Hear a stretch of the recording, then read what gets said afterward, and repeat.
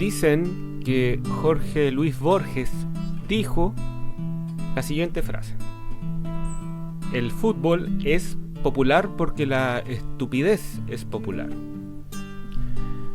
Gran escritor don Jorge Luis Borges, pero no estoy de acuerdo con su afirmación. Efectivamente, la estupidez es popular y el fútbol también, pero no por eso el fútbol es estúpido, ni sus fanáticos son estúpidos por ser hinchas del fútbol. Estos pueden ser estúpidos, pero por talento propio, y no gracias al fútbol, que tan solo es la actividad que canaliza esta estupidez.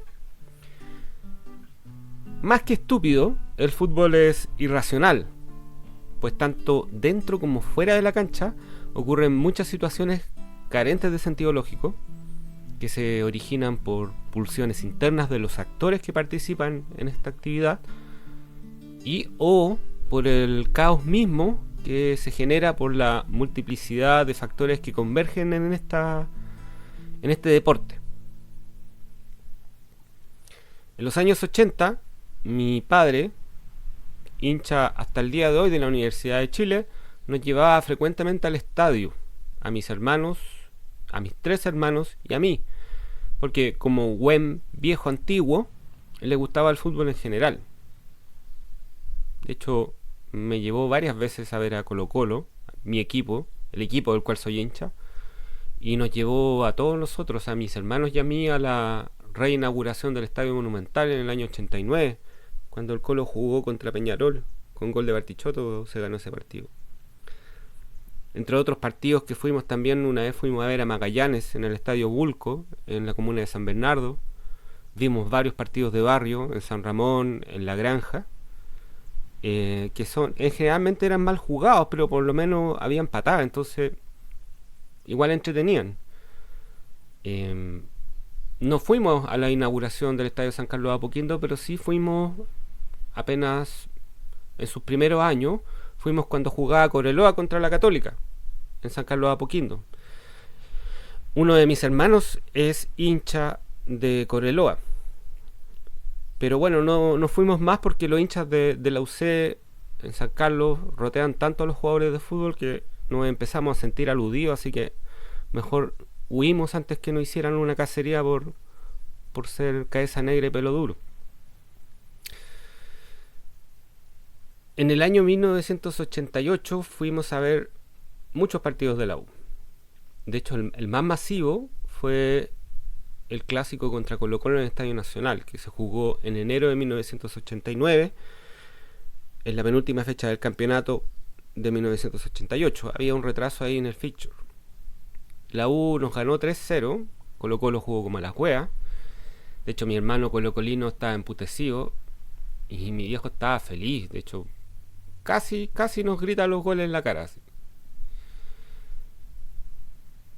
Este fue el primer partido de fútbol que no pude ver sentado, y no porque le haya pasado algo terrible a mi trasero, sino porque estuvimos muy apretados toda la gente que fuimos al estadio, porque la gente ocupaba toda la superficie visible del estadio.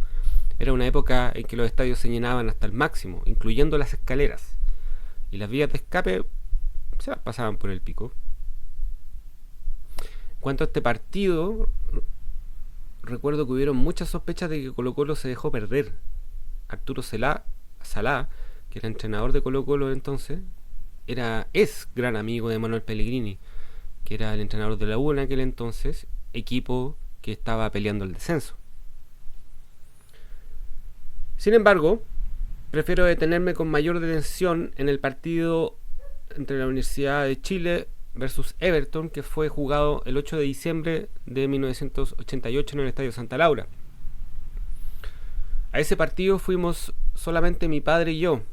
Nos apostamos, como lo hacíamos generalmente, en las galerías ubicadas detrás del Arco Sur, donde se ponía la barra Imperio Azul, que poco tiempo después sería defenestrada por los de abajo, que en aquel entonces eran como 3 pelagatos que se colocaban detrás del Arco Norte, y poco a poco fueron creciendo. Según mi debilitada memoria, durante el segundo tiempo, en pleno segundo tiempo, la U perdía 2-0 y atacaba con todo hacia el arco sur. De repente, una pelota es reventada por un jugador de Everton y todo indicaba que el balón iba a salir de la cancha. Sin embargo, mientras flotaba en el aire, la pelota empezó a girar sobre sí misma y fue adquiriendo una comba muy extraña. La ingrata pelota cayó a la altura de la mitad de la cancha hacia el costado cercano a la tribuna marquesina, pero en vez de rebotar e irse por el costado, por el lateral, la pelota rebotó y se fue hacia adentro, rebotó hacia adentro y cayó en los pies de un jugador de Everton, y así, en un contragolpe, Everton hizo el 3-0 final. Después del gol de Everton, mi padre estaba al borde del llanto y el resto en esa galería estaba igual. Por unos segundos me puse triste al ver a mi padre así de abatido, pero se me quitó el tiro porque el morbo me superaba, el entusiasmo por el morbo. Estaba presenciando un maravilloso desastre porque, como les dije antes, la U estaba peleando el descenso. El llanto colectivo de toda una tribuna, miles de hombres lamentándose, era algo que nunca antes había visto. En aquella época yo tenía 7 años y había visto gente llorar desconsoladamente en las películas, cuando me llevaban a velorios o funerales, o cuando en mi familia se agarraban del moño y tenían peleas dramáticas. Pero este era un dolor nuevo, era un llanto nuevo, porque tenía otro origen. Y era tan poderoso como para romper la eterna cara de póker de mi viejo, que como buen señor antiguo no demostraba sus emociones con facilidad. Para la fecha final, la U jugaba con Cobresal. Mi viejo fue a ver ese partido, pero llevó a otro de mis hermanos, al que le gustaba Cobreloa. Lo más probable es que mi viejo, con justa razón, me haya considerado yeta, pero para su desgracia y la de su equipo, lamentablemente cambió de amuleto muy tarde, porque la U empató a 2 y bajaron a segunda división.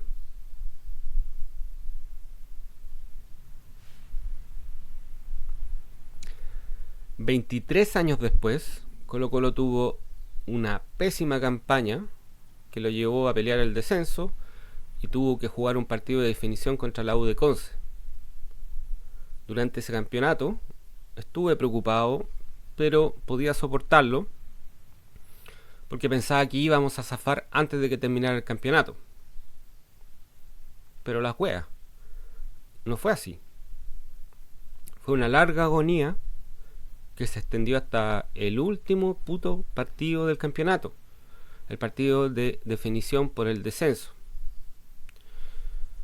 En el trabajo y en otras instancias, pero en el trabajo sobre todo, cuando te preguntan cómo estás, uno suele contestar bien, por cortesía y en general para no dar muchas explicaciones. Si uno dice no estoy bien, o decir cómo estáis como la wea, se sabe que inmediatamente hay que dar razones de por qué estáis así. Así que uno siempre dice que está bien. Pero excepcionalmente, las últimas semanas del campeonato y antes del partido de definición contra la U de Conce, yo estaba súper aproblemado por el colon irritable y la angustia. No podía disimular el caracho que tenía, y si me preguntaban yo decía que no estaba bien. Cuando les decía que estaba preocupado por Colo Colo, claro, mis compañeras de pega me miraban como si la hubiese agarrado para el huevo, y yo creo que pensaban que yo estaba sufriendo por pura lesera. No tenían por qué entender bien el sentimiento que se padece si no les gusta el fútbol, o bien son indiferentes al fenómeno de ser hincha de un equipo. Completamente entendible. La cosa es que durante la previa del partido contra la U de Conce, que fue un día miércoles, yo comparé mi preocupación, comparé mi angustia en aquel entonces con otras preocupaciones que tenía en mi vida. Primero pensé si la angustia que sentía por Colo Colo era peor a la angustia que sentía cuando estudié para el examen de grado. Y rápidamente concluí que sí era peor sufrir por Colo-Colo, porque por la sencilla razón de que respecto del examen de grado yo no tenía ningún tipo de cariño involucrado, solo quería liberarme de esa mierda anacrónica. También pensé que esta angustia por el partido de definición, por el descenso, esta angustia por Colo-Colo, si era peor a la vigilia de si llega o no llega la regla. Son nervios similares. Si Colo-Colo descendía, esto quedaba registrado para toda la vida. Esto quedaba registrado en la historia. Al igual que un ser humano que uno trae al mundo y que surge un parentesco que es nada, innegable, aunque uno salga a comprar cigarros y después no vuelva.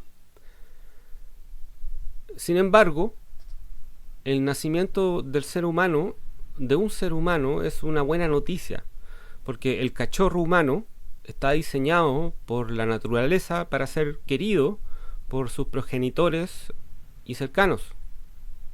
En cambio, si Colo-Colo bajaba a primera vez,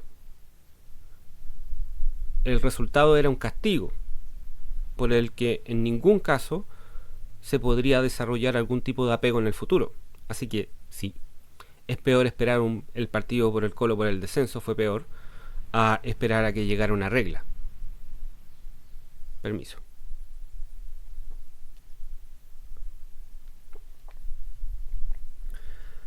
Solo una vez que ganamos y terminó el partido del Colo-Colo con la U de Conce 1-0, me senté primero porque vi el partido de pie, me desplegué sobre el sillón, sentí que el hombro y el cuello los tenía más duros que la cresta. Desapareció la angustia que llevaba varias semanas viviendo en mi pecho y a los días después, por suerte, se acabó el colon irritable que me tenía las tripas en una permanente batalla galáctica.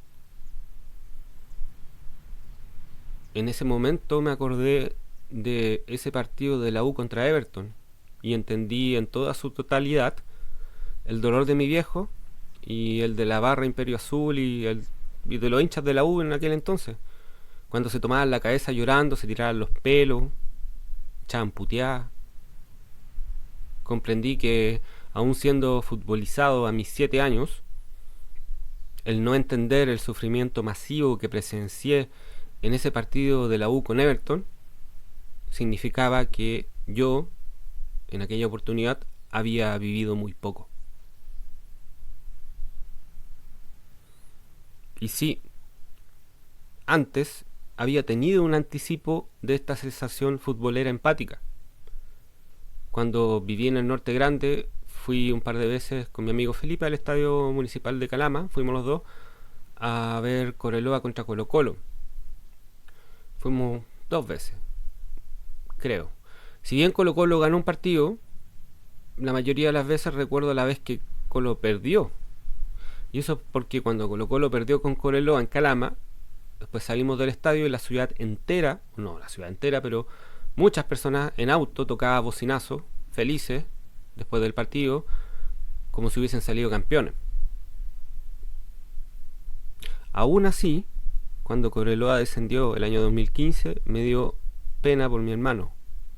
Como les dije, uno de mis hermanos es hincha de Cobreloa. Es hincha desde que subió a Primera División Cobreloa y desde que jugó esas 2 finales de la Copa Libertadores en los años 80. Mi hermano debe ser uno de los pocos sujetos en Santiago que revisa regularmente el Mercurio de Calama para ver la formación de Cobreloa, las noticias de la semana sobre los jugadores y los entrenamientos. Sé cuánto le importa. Y aun cuando yo sabía que todos esos weones que tocaron la bocina y celebraron como si fuera un campeonato cuando le ganaron a Colo-Colo, aun cuando yo sabía que esos weones estaban de muerte y se querían cortar un coco, igual me dio pena que Cobreloa haya descendido. Dicen que el fútbol es opio para el pueblo, pero no lo creo así. Puede llegar a ser un opio para el pueblo, pero no es su esencia, por la sencilla razón de que el fútbol, antes que todo, es un deporte.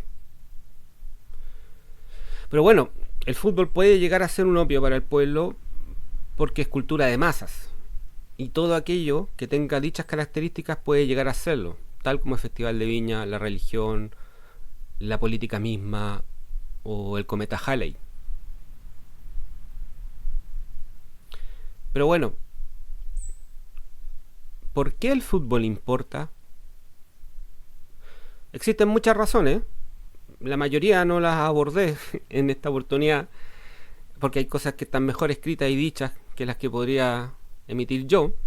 Pero dentro de estas razones está que el fútbol es un fenómeno social que genera alegría, genera identidad, genera arraigo, genera entretención, le otorga mucha alegría a la gente muy carenciada o que vive en situaciones muy precarias,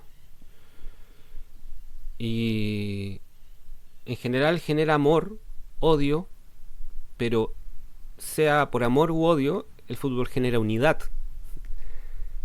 Pero en fin, la razón que quise ilustrar o que quise señalar en esta ocasión es que el fútbol importa porque es capaz de hacerte entender el sentimiento de angustia y dolor que otros seres queridos ya experimentaron y que en su momento no entendiste.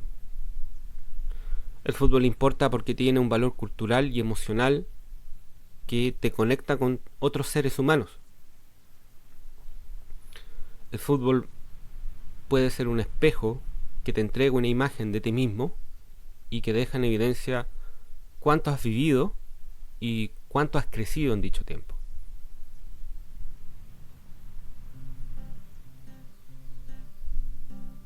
Muchas gracias por escuchar Ideas de Bolsillo.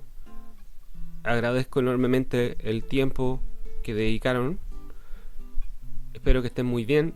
Cuídense y adiós.